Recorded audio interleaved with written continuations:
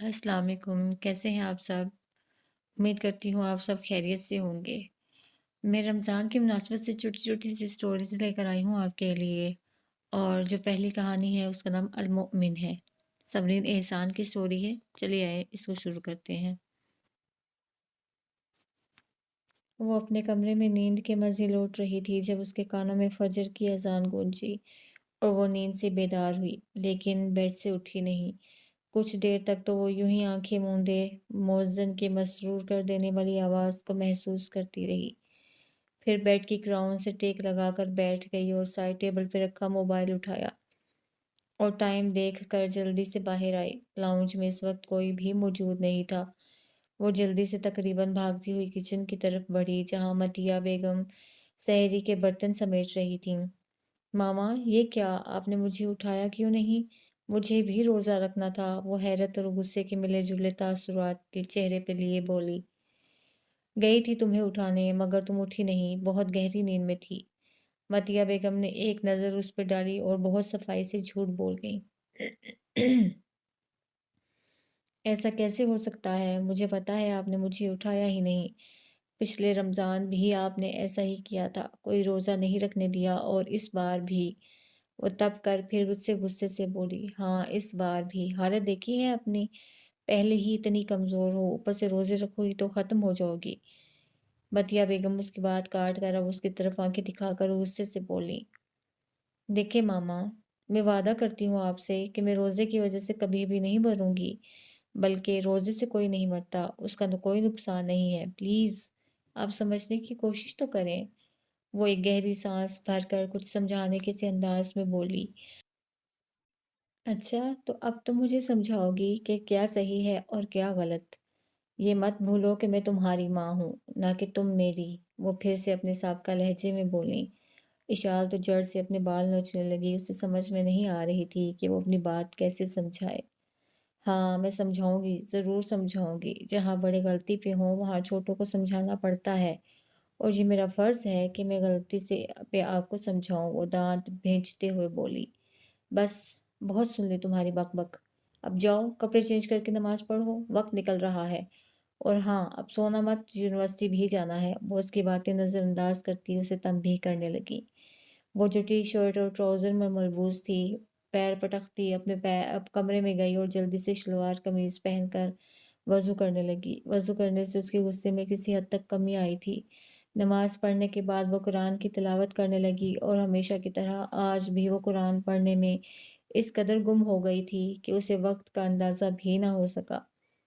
سورج کی کرنیں نمودار ہو چکی تھیں، چڑیوں کی چہچہاہٹ کانوں میں گونج رہی تھی۔ متیہ بیگم ناشتے کی ٹرے لیے کمرے میں داخل ہوئیں اور اسے دیکھ کر پھر سے آگ بگولا ہونے لگی۔ تم ابھی تک تیار نہیں ہوئی؟ وہ اسے دیکھ کر حیرت زدہ سی پوچھنے لگی۔ وہ ان کی آواز سن کر تلاوت مکمل کر کے اٹھی اور قرآن کو ایک مخصوص جگہ پر رکھ کر متیہ بیگم کی جانب بڑھی۔ میں تیار ہوں، وہ اپنی کتابیں سمیٹنے لگی۔ جلدی سے ناشتہ ختم کرو، تمہارے پاپا نیچے تمہارا ویٹ کر رہے ہیں۔ متیہ بیگم اسے سرتا پیر دیکھ کر ذرا غصے میں آئی، لیکن کچھ بولی نہیں، کیونکہ وہ جانتی تھیں کہ اشال ابھی بھی ان سے ناراض ہے۔ ٹھیک ہے آپ جائیں، میں آتی ہوں، وہ سادگی سے کہہ کر جوتا بدلنے لگی۔ متیہ بیگم بنا کچھ کہے باہر چلی گئیں۔ وہ اس کو شلوار قمیض پہن کر یونیورسٹی جاتا دیکھ کر حیران ہو رہی تھیں، کیونکہ وہ ہمیشہ سے جینز ہی پہنتی آئی تھی۔ اشال ناشتہ کیے بغیر ہی حسن صاحب کے ساتھ یونیورسٹی چلی گئی۔ پاپا آپ کو پتہ ہے ماما نے مجھے سحری کے لیے جان بوجھ کر نہیں اٹھایا، اور آپ نے بھی مجھے اٹھانے کی زحمت نہیں کی۔ وہ راستے میں بھی متیہ بیگم کی شکایتیں لگاتی رہی۔ حسن صاحب اس کے چہرے کے تاثرات دیکھ کر مسکرائے۔ وہ اس وقت بالکل چھوٹے جیسی ہی لگ رہی تھی۔ تمہیں یاد ہے ایک بار تم نے روزہ رکھا تھا اور تم بیمار پڑ گئی تھی، بس تب سے تمہاری ماما ڈر گئی ہیں اور مجھے بھی کہتی ہیں کہ میں تمہیں روزے کے لیے نہ کہوں، لیکن میں نے اسے بولا تھا کہ اگر اشال کو کوئی مسئلہ نہیں تو اسے مت روکو، مگر وہ کسی کی کوئی بات سنے تو پھر نہ۔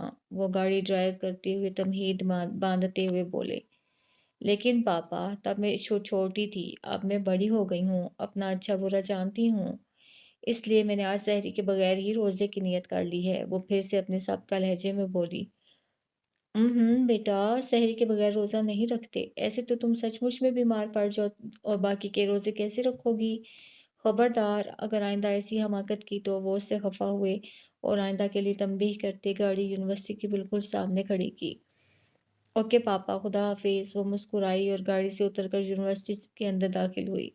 हसन साहब भी उसे अंदर जाते हुए देखते रहे और फिर खुद भी ऑफिस के लिए रवाना हुए। आज सब उसे यूं घूर रहे थे जैसे दुनिया का कोई आठवां अजूबा देख रहे हों। वो भी सबको नजरअंदाज करती लंबे डग भरती कॉरिडोर तक पहुंची, जहां फसीह दीवार के साथ टेक लगाए कुछ पढ़ने में मसरूफ था। वो भी उसके सामने जा खड़ी हुई। उसकी झुकी नजर इशाल के पैरों पर पड़ी। तुम्हारे नोट्स। इससे पहले कि फसीह की नजर उसके चेहरे तक जाती, वो उसे नोट्स दिखाती हुई बोली। वो उसकी बात को नजरअंदाज करता उसका चेहरा देखने लगा। इशाल, तुम? वो इसका चेहरा देखकर हैरान हुआ। आंखें खुली की खुली रह गईं। हाँ मैं, वो गर्दन अकड़ाए फखर से कहती आगे बढ़ी। इशाल, मेरी बात तो सुनो। वो भी उसे पुकारता उसके पीछे भागा। एक तो तुम्हें गुस्सा बहुत जल्दी आ जाता है। वो उसके सामने दीवार बनकर खड़ा हो गया। वो उसे पीछे हटाती बाहर पड़े एक बेंच पर बैठ गई और इर्द गिर्द के माहौल का जायजा लेने लगी। वो भी उसके साथ बेंच पर बैठ गया और उसकी नजरों का ताक़ुब करने लगा। क्या हुआ? ऐसे क्या देख रही हो, जैसे ये सब पहली बार देख रही हो? वो हल्का सा मुस्कुराया। आज वो पहली बार उसे देखकर बहुत कंफ्यूज हो रहा था। हाँ, पहली बार ही तो देख रही हूँ, वो उसे देखे बगैर बोली। क्या मतलब? वो नासमझी से उसे देख रहा था।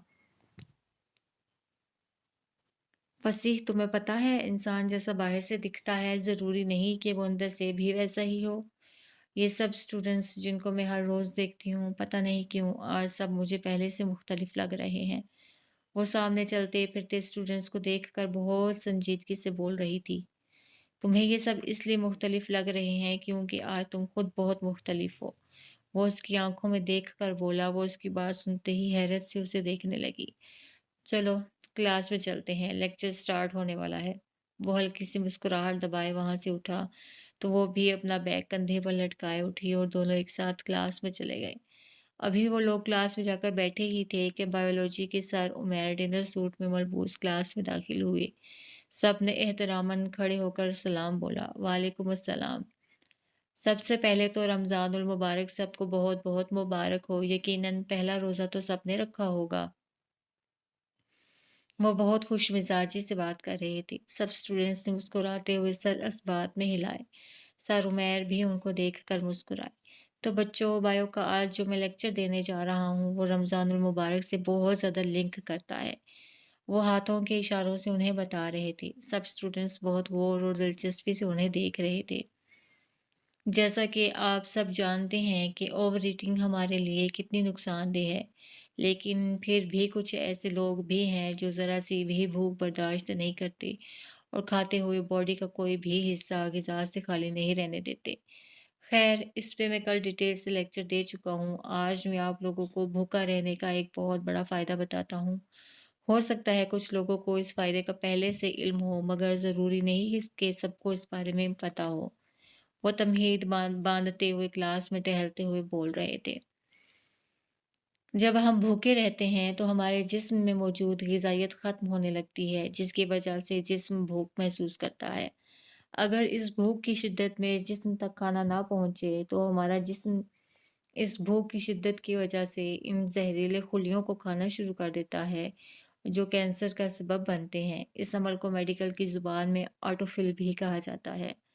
भूखा रहने की वजह से जब ऐसे खुलिये मरना शुरू कर देते हैं, तो कैंसर का क्वांटम या परसेंटेज कम हो जाता है।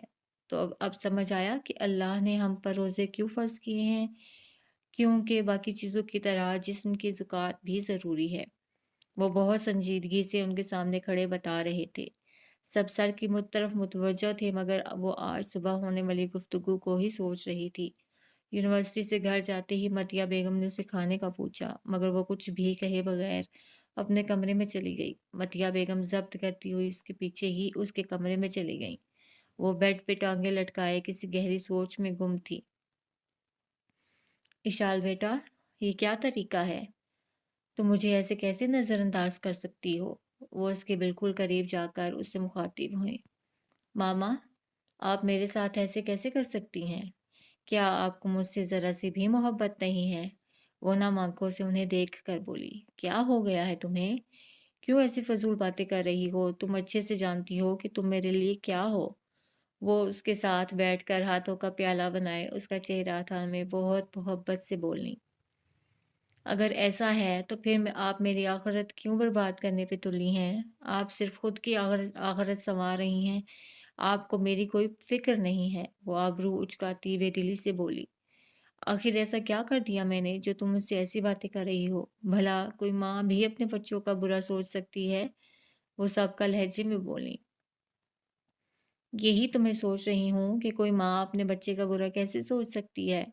لوگ کہتے ہیں بچے کم پیدا کرو تاکہ ان کی پرورش اچھے سے ہو سکے۔ ماما، میں تو آپ کی اکلوتی بیٹی ہوں، پھر آپ نے میری پرورش ویسی کیوں نہیں کی جیسی ایک لڑکی کی ہونی چاہیے؟ آج مجھے یقین ہو گیا کہ اللہ واقعی میں ایک ماں سے 70 گنا زیادہ اپنے بندے سے محبت کرتا ہے۔ ماما، آپ خود تو روزے رکھتی ہیں مگر مجھے کیوں نہیں رکھنے دیتی؟ کیا مجھے ثواب حاصل کرنے کا کوئی حق نہیں؟ آپ کیوں چاہتی ہیں کہ میں ایسا گناہ کروں جس کی کوئی معافی ہی نہیں؟ وہ ہاتھوں میں چہرہ چھپائے اب سے سکنے لگی۔ نہیں میری جان، تم مجھے غلط سمجھ رہی ہو، میں تو بس تمہیں خوش آزاد دیکھنا چاہتی ہوں۔ وہ اس کے سر پر ہاتھ پھیرتی ہوئی دبی آواز میں بولیں، ہاں، صرف اس دنیا میں خوش دیکھنا چاہتی ہیں۔ اگر اللہ نے انسان کو عقل جیسی نعمت عطا نہ کی ہوتی تو میری زندگی کا یہ سال بھی ضائع جاتا۔ شکر ہے میں نے فصیح کی بات مان کر قرآن کا ترجمہ پڑھنا شروع کر لیا، ورنہ مجھے ابھی بھی اپنے مذہب اسلام کے بارے میں کچھ بھی پتہ نہ چلتا۔ وہ دبی ہوئی آواز میں بول رہی تھی، پلکیں آنسوں سے بھیگ چکی تھی۔ اگر مجھے تم سے دشمنی ہوتی تو میں تمہیں نماز کے لیے بھی کیوں کہتی؟ وہ اس کی باتیں سن کر اشک بار ہو رہی تھی۔ ماما، صرف کہہ دینے سے فرض کی ادائیگی نہیں ہو جاتی۔ وہ تو میں اگر کبھی نماز پڑھتی تھی تو اپنی مرضی سے، آپ تو بس ایک بار کہہ کر چلی جاتی تھی۔ میں نماز پڑھوں نہ پڑھوں اس سے آپ کو کبھی فرق نہیں پڑا۔ نماز نہ پڑھنے پر آپ کو چاہیے تھا کہ آپ مجھے ڈانٹتی، مجھے فورس کرتی تاکہ ہم دونوں کو اللہ کے سامنے شرمندہ نہ ہونا پڑے، مگر آپ نے کبھی مجھ پہ ایسی توجہ ہی نہیں دی۔ آپ تو مجھ سے بڑی ہیں، پھر آپ نے ایسا کیوں کیا؟ کیا آپ ان سب باتوں کا آپ کو علم نہیں تھا؟ کیا آپ کو کبھی کسی نے یہ نہیں بتایا؟ اب وہ بہت حیرت سے انہیں سوالیہ نظروں سے دیکھ کر پوچھ رہی تھی۔ متیہ بیگم کی رنگت زرد پڑ رہی تھی کیونکہ یہ سب تو وہ بھی جانتی تھی، پھر بھی انہوں نے اس بات پر کبھی غور ہی نہیں کیا۔ ہاں، مجھے ان سب باتوں کا علم تھا، سب کچھ جانتی تھی، مگر کبھی غور ہی نہیں کیا کیونکہ شاید میں آخرت کو بھول گئی تھی۔ میری عقل پہ پردہ گر چکا تھا، میں بھول گئی تھی کہ اللہ نے عقل سوچنے سمجھنے کے لیے دی ہے۔ وہ آنکھیں میچ کر آنسو پینے کی ناکام کوشش کر رہی تھیں، مگر آنسو بے اختیار بہتے ہی جا رہے تھے۔ پلیز مجھے معاف کر دو، میں نے تمہارے ساتھ واقعی میں بہت زیادتی کی ہے۔ ایک ماں ہونے کا فرض جیسے نبھانا چاہیے تھا نہیں نبھا سکی۔ وہ ندامت بھرے لہجے میں اس کے سامنے ہاتھ جوڑ کر معافی مانگنے لگی۔ اشال ان کے ہاتھوں کو اپنے ہاتھوں میں چھپائے سر ان کی گود میں رکھ کر آنکھیں میچ گئی۔ متیہ بیگم ذرا سا جھک کر اس کا سر چومنے لگی۔ افطاری کا وقت ہو چکا تھا۔ وہ متیہ بیگم کے ساتھ ڈائننگ ٹیبل سیٹ کر رہی تھی کہ اس کے فون پہ میسج رنگ بجی۔ موبائل کی اسکرین پر فصیح کا میسج تھا، آج تم بہت اچھی لگ رہی تھی، ہمیشہ ایسے ہی رہا کرو۔ یہ میسج دیکھتے ہی اس کے چہرے پہ ایک جاندار مسکراہٹ سجی۔ بیٹا، روزہ افطار کر لو، آ جاؤ، شاباش۔ متیہ بیگم کی آواز پہ وہ چونکی۔ متیہ بیگم کرسی پہ براجمان تھیں، مگر وہ ابھی بھی کچن میں کھڑی موبائل اسکرین کو ہی دیکھ رہی تھی۔ متیہ بیگم کی آواز پہ وہ جلدی سے ڈائننگ ٹیبل کی طرف بڑھی اور دعا کے لیے ہاتھ اٹھائے۔ بے شک اللہ ہدایت اسی کو دیتا ہے جو ہدایت پانا چاہتا ہو۔ یا اللہ، تیرا شکر ہے تو نے مجھے سکون بخشا اور اس بار رمضان المبارک کے روزے رکھنے کی توفیق بخشی۔ یا اللہ، مجھے آئندہ بھی اس بابرکت مہینے کے صدقے روزے رکھنے کی توفیق فرمانا۔ وہ چہرے پر ہاتھ پھیر کر کھجور انگلیوں کی پوروں سے پکڑتی فصیح کو تصور میں لاتے ہوئے مسکرائی۔ کیونکہ ایک ساتھ اس کی بہت سی دعائیں قبول ہو گئی تھیں۔ اب اشال بھی باقاعدگی سے روزے رکھنے لگی تھی اور خود بھی اپنی مرضی سے، جیسے وہ اسلامی اصولوں کو مد نظر رکھ کر زندگی گزارنا چاہتی تھی، گزارنے لگی۔